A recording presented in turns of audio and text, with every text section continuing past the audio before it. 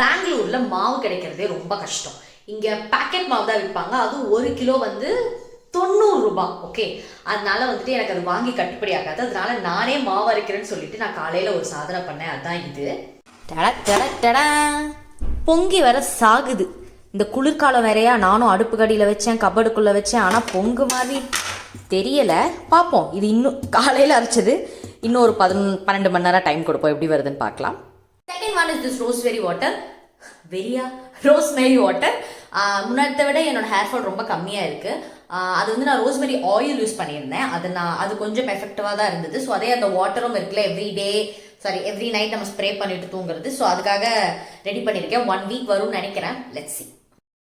This is not journaling, but நம்மளுக்கு ரொம்ப மைண்டில் கன்ஃபியூசிங்காக தாட் இருக்கும் போது அதை எழுதி வச்சிட்டோம் அப்படின்னா ஒரு கிளாரிட்டி கிடைக்கும்னு சொல்லுவாங்க.